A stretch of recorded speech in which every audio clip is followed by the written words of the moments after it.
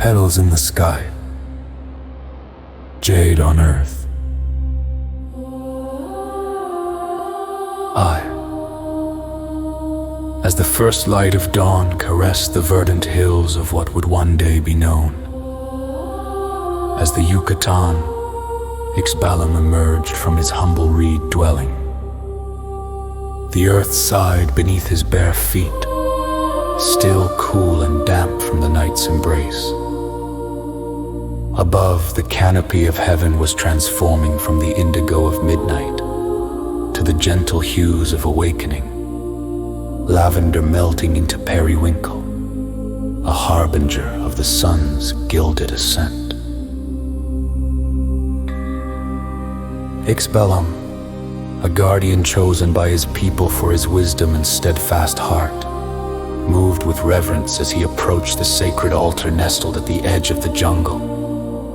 In his hands, he cradled offerings culled from the richness of their lands, vivid blooms whose fragrance swirled like a whispered hymn, and precious jade, as green and deep as the forest itself around him.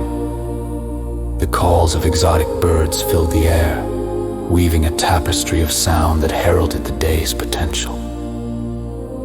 With each step, Ixbalam offered a silent prayer, his very essence in tune with the rhythm of life around him. O great Tohil, god of the sun and provider of warmth, accept my tribute, he murmured, his voice but a quiver among the leaves. And you, Kukulkan, lord of the winds and sky's embrace, guide our spirits in harmony. Yet amid this serene dawn, a shadow lurked, an ominous presence that curled like smoke around the edges of the light. The threat of war lingered in the air, palpable and electric.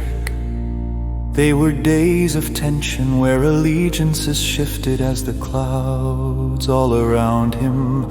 Rumors flew like arrows, piercing the hearts of warriors and peacekeepers alike.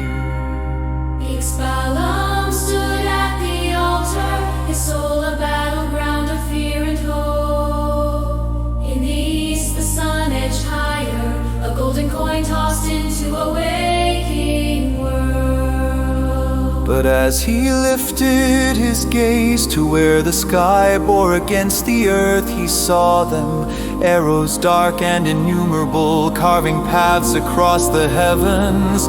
Their silent trajectories etched shadows upon the dawn's canvas, each an exhalation of conflict, a testament to man's fury.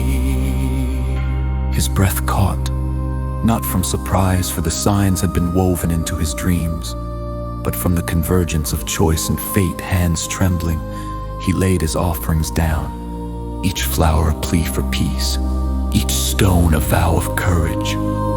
In darkness or light, I surrender my fear, he whispered, voice steady with resolve, as tribute to whichever path the gods may direct us.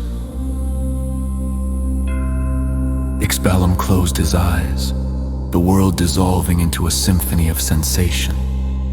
He felt the earth breathe beneath him, sensed the weight of the sky above, the timeless watch of the stars that still lingered. Hidden beyond the morning haze in this sacred space between thought and action, he sought the balance of power and grace, a duality without which no day could break. Shak, god of storms and rays, quench our fires of rage. He intoned softly, feeling the moisture of the air beat upon his skin. And Ixbalam, who walks between worlds, grant us your endless courage. The world spun in silence, and with it came visions, refracted glimpses of a path forward. He saw warriors laying down their arms, mothers cradling their young beneath the sky's unstinting gaze, and laughter ringing out as hope revived in the hearts of those who had long forgotten its song. Slowly, Ixbalam opened his eyes to a transformed scene. The arrows, having flown their indeterminate courses, now lay silent, forgotten among the canopy of jungle and sky. The sun, having emerged triumphant, bathed the world in its radiant embrace, scattering gold onto the earth and igniting life with an incandescent touch. A gentle breeze swept through the clearing, carrying away the last vestiges of lingering doubt. Ixbalam stood taller, feeling the burden of his fear fall away, replaced by a tranquil certainty today. The gods had whispered their benedictions into the very marrow of existence. Today, peace reigned.